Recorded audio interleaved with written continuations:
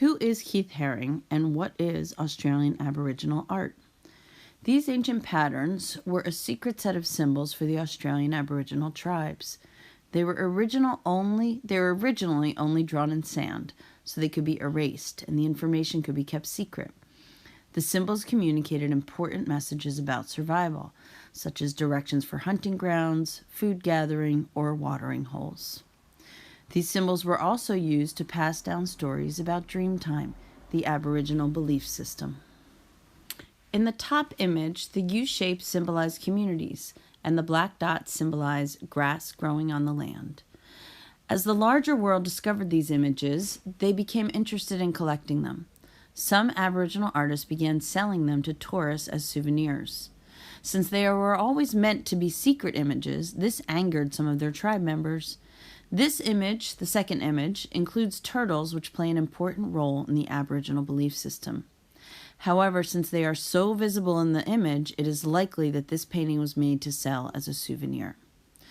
Moving to the third image, out of respect for their tribe, some Aboriginal artists began to use the dot technique to camouflage or hide the information that their tribe felt important to keep secret. Here's an example of an artist trying to hide the information a little better. Can you find the lizards in this image? And finally, what do you think this last image is? Now let's learn a little about Keith Haring and the possible connections between his art and Australian Aboriginal dot painting. Keith Haring was born in 1958 and grew up in Kutztown, Pennsylvania. He studied commercial art for 2 years in Pittsburgh, then moved to New York City in 1978 to be a painter. We are now familiar with his lively, colorful work, with its social themes of tolerance, community, poverty. When he got to New York, he was drawn to the graffiti culture happening in the New York subways. He first became known for chalk drawings in the subways. Look at the bottom left image. Have you seen it? Haring came to Philadelphia in 1987 with the New York organization City Kids to create this mural at 22nd and Ellsworth. This is one of Haring's most recognizable images, titled Radiant Baby. You may have seen it before. But have you ever seen the second version?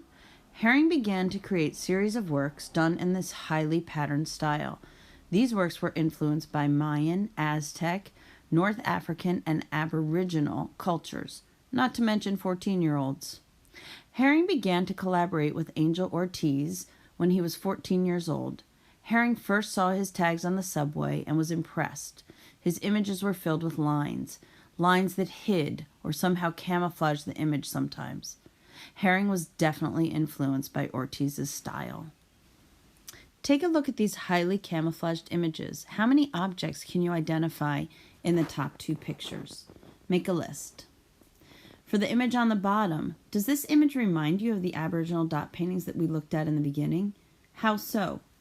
In what ways is it unlike those paintings, and in what ways is it like those paintings? The painting on the left is Keith Haring's Moses and the Burning Bush, completed in 1985. Do you recognize the painting on the right? It is one of the Aboriginal paintings we looked at in the beginning. Do you see any similarities? By 1984, Haring was famous all over the world and invited to over 50 different cities to create public murals. Moses and the Burning Bush was painted only 1 year after he visited Australia. Now that we see the ways in which these two types of artworks camouflage themselves with pattern and color, it's time to create our own exploding lines, hidden faces portraits.